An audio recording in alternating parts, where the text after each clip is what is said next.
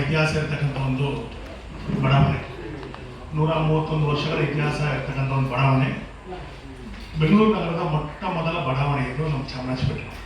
ಮೈಸೂರು ಮಹಾರಾಜರು ಕೊಡುಗೆ ಕೊಟ್ಟಂಥ ಒಂದು ಕ್ಷೇತ್ರ ನಮ್ಮದು. ಈ ಕ್ಷೇತ್ರದಲ್ಲಿ ಕಳೆದ ಒಂದು 70 ವರ್ಷಗಳಿಂದ ನಿರಂತರವಾಗಿ ನಮ್ಮ ದೇವಸ್ಥಾನದ ಅಯ್ಯಪ್ಪ ಸ್ವಾಮಿ ದೇವಸ್ಥಾನದ ಧರ್ಮಗುರುಗಳು ಜಯರಾಮ್ ಸ್ವಾಮಿಯವರ ನೇತೃತ್ವದಲ್ಲಿ ಒಂದು ಚಾಮರಾಜಪೇಟೆ ಅಯ್ಯಪ್ಪ ಸ್ವಾಮಿ ದೇವಾಲಯ ಟ್ರಸ್ಟ್ ಅಂತ ಮಾಡಿ ದೇವಾಲಯ ನಿರ್ಮಾಣ ಮಾಡಿದ್ವಿ. ಈ ಕಾರ್ಯಕ್ರಮಕ್ಕೆ ಬಂದಂಥ ನಮ್ಮೆಲ್ಲ ಮಾಧ್ಯಮ ಮಿತ್ರರಿಗೆ ಮತ್ತು ನಮ್ಮ ಸಾಮಾಜಿಕ ಜಾಲತಾಣದ ಎಲ್ಲ ನನ್ನ ಸ್ನೇಹಿತರಿಗೆ ಮತ್ತು ಪ್ರಿಂಟ್ ಮೀಡಿಯಾ ಎಲ್ಲ ಸ್ನೇಹಿತರಿಗೂ ನಾನು ಸ್ವಾಗತ ಬಯಸ್ತೇನೆ. ನಮ್ಮ ಮುಂದೆ ಇವತ್ತು ನಾವು ಬರೋದಕ್ಕೆ ಒಂದು ಮುಖ್ಯ ಕಾರಣ ಅಂದರೆ ನಮ್ಮ ಚಾಮರಾಜಪೇಟೆ ಇತಿಹಾಸದಲ್ಲಿ ಮೊಟ್ಟ ಮೊದಲ ಬಾರಿಗೆ ನಮ್ಮದು ಅಯ್ಯಪ್ಪ ಸ್ವಾಮಿ ದೇವಾಲಯ ನಿರ್ಮಾಣ ಆಗಿದೆ. ಅದಕ್ಕೆ ಮೂಲ ಕಾರಣಕರ್ತರು ನಮ್ಮ ಗುರುಸ್ವಾಮಿಗಳು ಮತ್ತು ಧರ್ಮದರ್ಶಿಗಳು ಜಯರಾಮ್ ಸ್ವಾಮಿಯವರು. ಇದೇ ತಿಂಗಳು 18, 19, 20ನೇ ತಾರೀಕು ಶನಿವಾರ, ಭಾನುವಾರ ಮತ್ತು ಸೋಮವಾರ 3 ದಿನಗಳ ಕಾಲ ನಾವು ಮಹಾಕುಂಭಾಭಿಷೇಕದ ಕಾರ್ಯಕ್ರಮ ಹಮ್ಮಿಕೊಂಡಿದ್ದೀವಿ.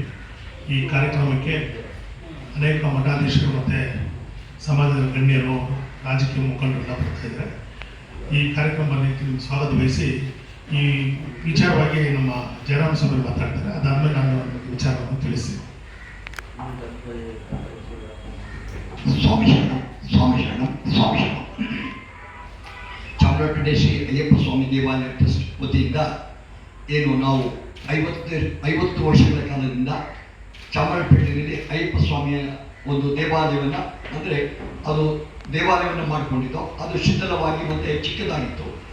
ಆ ದೇವಾಲಯವನ್ನು ನಿರ್ಮಾಣ ಮಾಡಬೇಕು ಅಂತೇಳಿ ನಾವೆಲ್ಲ ಚಾಮರಾಜಪೇಟೆಯಲ್ಲಿರ್ತಕ್ಕಂಥ ಎಲ್ಲ ನಮ್ಮ ಸಹೋದ್ಯೋಗಿಗಳು ಮತ್ತು ಎಲ್ಲ ಸ್ವಾಮಿಗಳು, ಎಲ್ಲ ಭಕ್ತಾದಿಗಳು ನಿರ್ಣಯ ಮಾಡಿ ಆ ಜಾಗವನ್ನು ನಾವು ಬೆಲೆಗೆ ತೆಗೆದುಕೊಂಡು ಹೊಸದಾಗಿ ನೂತನ ಅಯ್ಯಪ್ಪ ಸ್ವಾಮಿ ದೇವಾಲಯವನ್ನು ನಿರ್ಮಾಣ ಮಾಡಿದ್ದೇವೆ. ಆ ದೇವಾಲಯ ಈಗ 18 ಮತ್ತು 19, 20ನೇ ತಾರೀಕು 3 ದಿನಗಳ ಕಾಲ ವಿಜೃಂಭಣೆಯಿಂದ ವೇದ ಶಾಸ್ತ್ರ ಪ್ರಕಾರವಾಗಿ ಅದನ್ನು ಪ್ರತಿಷ್ಠಾಪನೆಯನ್ನು ಮಾಡ್ತಾ ಇದ್ದೀವಿ.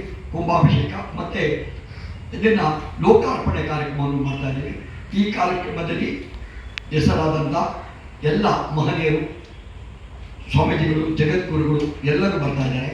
ಹಾಗೆ ನಮ್ಮ ರಾಜ್ಯದ ಮಾನ್ಯ ಮುಖ್ಯಮಂತ್ರಿಗಳು, ಉಪಮುಖ್ಯಮಂತ್ರಿಗಳು, ನಮ್ಮ ಮುಜರಾಯಿ ಇಲಾಖೆಯ ಸಚಿವರಾದ ರಾಮಲಿಂಗಾರೆಡ್ಡಿಯವರು, ಹಾಗೆ ಕೆ ಎಂ ನಾಗರಾಜರವರು, ಹೀಗೆ ಇತರ ಎಲ್ಲ ಗಣ್ಯ ವ್ಯಕ್ತಿಗಳು ಇದೆಲ್ಲ ಆಗಮಿಸ್ತಾ ಇದ್ದಾರೆ.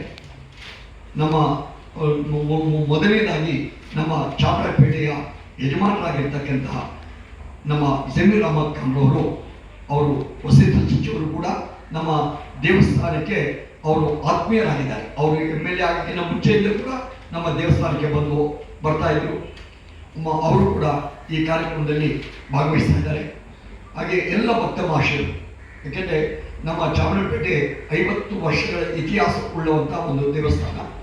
ಮುಂಚೆ ಚಾಮರಾಜಪೇಟೆಗೆ ಇದು ಅಯ್ಯಪ್ಪ ಸ್ವಾಮಿಗೆ ಹೋಗುವಂಥವರಿಗೆ ನಮ್ಮ ಬೆಂಗಳೂರಿನಲ್ಲಿ ಅಷ್ಟೊಂದು ವಿಷಯವಾಗಲಿ ಅದ ಅಯ್ಯಪ್ಪ ಸ್ವಾಮಿ ಮಹಿಮೆ ಆಗಲಿ ತಿಳಿಸುವಂಥ ಯಾವುದೇ ಇರಲಿಲ್ಲ. ನಮ್ಮ ಬೆಂಗಳೂರಿನಲ್ಲಿ ಪ್ರಪ್ರಥಮವಾಗಿ ಅಯ್ಯಪ್ಪ ಸ್ವಾಮಿ ದೇವಸ್ಥಾನ ಅಂದರೆ ಅದು ಕಲಾಸಿಪಾಳ್ಯ ಅಯ್ಯಪ್ಪ ಸ್ವಾಮಿ ದೇವಸ್ಥಾನ. ತದನಂತರ ದೇವಸ್ಥಾನ ಮಾಡಿದ್ದು ನಮ್ಮ ಚಾಮರಾಜಪೇಟೆ ಅಯ್ಯಪ್ಪ ಸ್ವಾಮಿ ದೇವಸ್ಥಾನ.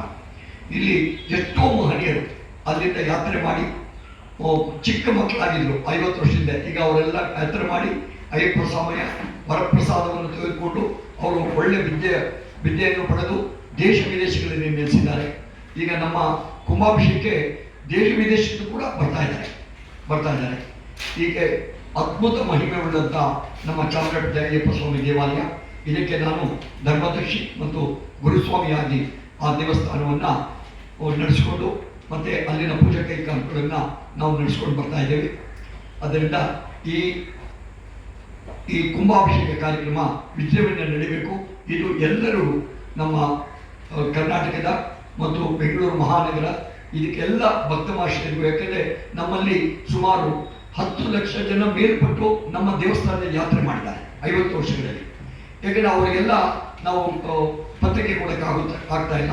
ಅದನ್ನು ನಾವು ನಿಮ್ಮ ಮುಖಾಂತರ ದೃಶ್ಯ ಮಾಧ್ಯಮ, ಪತ್ರಿಕಾ ಮಾಧ್ಯಮದಿಂದ ಎಲ್ಲರಿಗೂ ತಿಳಿಪಡಿಸಿ ಅವರೆಲ್ಲ ಬಂದು ಈ ಕಾರ್ಯಕ್ರಮದಲ್ಲಿ ಭಾಗವಹಿಸಿ ಆ ಅಯ್ಯಪ್ಪನ ಕೃಪೆಗೆ ಪಾತ್ರರಾಗಬೇಕು ಅಂಥೇಳಿ ನಾವು ಈ ಪತ್ರಿಕಾಗೋಷ್ಠಿಯನ್ನು ಕರೆದು ನಿಮ್ಮ ಮುಖಾಂತರ ಎಲ್ಲರಿಗೂ ಈ ಕಾರ್ಯಕ್ರಮ ತಿಳಿಪಡಿಸೋದಕ್ಕೆ ನಿಮ್ಮ ತುಂಬ ಸಹಕಾರ ಬೇಕು ಅಂತೇಳಿ ತಮ್ಮಲ್ಲಿ ನಾನು ವಿನಂತಿ ಮಾಡಿಕೊಡ್ತೀನಿ. ಸ್ವಾಮಿ ಶರಣು. ಮತ್ತು ನೀವೆಲ್ಲ ಬಂದಿದ್ದೀರಾ. ನಮ್ಮ ಅಯ್ಯಪ್ಪ ಸ್ವಾಮಿ ಮಹಿಮೆ ಬಗ್ಗೆ ಹೇಳಬೇಕಂದ್ರೆ ಅದಕ್ಕೆ ಗಂಟೆಗಳು ಸಾಲೋದಿಲ್ಲ, ದಿನಗಳು ಸಾಲೋದಿಲ್ಲ. ಯಾರು ಅಯ್ಯಪ್ಪ ಸ್ವಾಮಿಯ ವ್ರತಾಚರಣೆಯನ್ನು ಮಾಡಿ ಯಾತ್ರೆ ಮಾಡ್ತಾರೆ ಅವರು ತುಂಬ ಅವರ ಜೀವನದಲ್ಲಿ ಏನು ಅವರಿಗೆ ಬೇಕು ಅನ್ನೋದನ್ನು ಅದು ಪಡ್ಕೊಳ್ಳುವಂಥದ್ದು ಯಾವುದಾದ್ರೂ ವಿಶ್ವದಲ್ಲಿ ದೇವರಿದ್ದಾರೆ ಅಂದರೆ ಅದು ಅಯ್ಯಪ್ಪ ಸ್ವಾಮಿ. ವ್ರತವನ್ನು ಆಚರಿಸಿ 18 ಮೆಟ್ಟಲನ್ನೇರಿ ಚಿನ್ಮೆಯ ಮೂರ್ತಿಯನ್ನು ಯಾರು ಭಕ್ತಿ ಶ್ರದ್ಧೆಯಿಂದ ಆ ದರ್ಶನ ಮಾಡ್ತಾರೆ ಅವರು ಕೇಳಿದ ವರಗಳನ್ನು ಕೊಡುವಂಥದ್ದು ನಮ್ಮ ಅಯ್ಯಪ್ಪ ಸ್ವಾಮಿಗಳು. ಯಾಕೆಂದರೆ ಎಲ್ಲ ಇದೆ ನಮ್ಮಲ್ಲಿ ಹಿಂದೂಗಳಲ್ಲಿ ಮುಕ್ಕೋಟಿ ದೇವತೆಗಳಿದ್ದಾರೆ. ಆ ಮುಕ್ಕೋಟಿ ದೇವತೆಗಳಿಂದ ಒಂದು ಮೀರಿದಂತಹ ಯಾವುದಾದ್ರೂ ದೇವರಿದ್ದಾರೆ ಅಂದರೆ ಹರಿಹರ ಪುತ್ರ ಅಯ್ಯಪ್ಪ ಸ್ವಾಮಿ. ವ್ರತಾಚರಣೆಯನ್ನು ಮಾಡಿದರೆ ವ್ರತಾಚರಣೆಯಲ್ಲಿ ಕೆಲವು ನಮ್ಮಲ್ಲಿ ನಿಯಮಗಳಿದ್ದಾವೆ. ಆ ನಿಯಮವನ್ನು ಪಾಲಿಸಿ ಅವರು ನಿಜವಾಗಿ ನಿಯಮವನ್ನು ಪಾಲಿಸಿ ಯಾತ್ರೆ ಮಾಡಿದರೆ ಅವನ ಕಷ್ಟ ಸುಖಗಳು ಪಾರಾಗುತ್ತದೆ, ವ್ಯಸನಿಂದ ಮುಕ್ತರಾಗ್ತಾನೆ. ಹೀಗೆ ಹಲವು ಮಹಿಮೆಗಳಿದೆ. ಆ ಮಹಿಮೆಗಳನ್ನು ಇಲ್ಲಿ ನಾನು ಹೇಳಬೇಕಾದ್ರೆ ವಿಸ್ತಾರವಾಗಿ ಇನ್ನೂ ಟೈಮ್ ಬೇಕಾಗ್ತದೆ. ನಾನು ಚಿಕ್ಕದಾಗಿ ಹೇಳ್ತೀನಿ.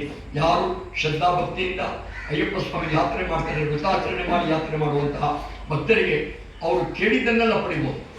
ಯಾಕೆಂದರೆ ಈ ವ್ರತವನ್ನು ಆಚರಣೆ ಮಾಡಿದಾಗ ಅವನಲ್ಲಿರ್ತಕ್ಕಂಥ ಎಲ್ಲ ಕಲ್ಮಶವನ್ನು ದೂರವಾಗಿ ಕಳಂಕರಹಿತನಾಗಿ ಎಲ್ಲವನ್ನ ತೊರೆದು ಅವನು ಎಲ್ಲಿ ಅಯ್ಯಪ್ಪ ದರ್ಶನ ಮಾಡ್ತಾನೆ ಅವನು ಮುಂದೆ ಹಿಂದೆ ಬಂದು ದರ್ಶನ ಪಡೆದು ಮತ್ತೆ ವಾಪಸ್ ಬಂದಾಗ ಮತ್ತೆ ಅವನು ಯಾವುದೇ ಕಾರಣಕ್ಕೂ ಅವನು ದುಷ್ಟತೆಗಳಿಗೆ ಒಳಗಾಗೋದಿಲ್ಲ, ಮತ್ತೆ ಯಾವುದೇ ರೀತಿಯಾದಂಥ ಬೇರೆ ಕೆಟ್ಟ ಕೆಲಸಗಳಿಗೆ ಹೋಗೋದಿಲ್ಲ.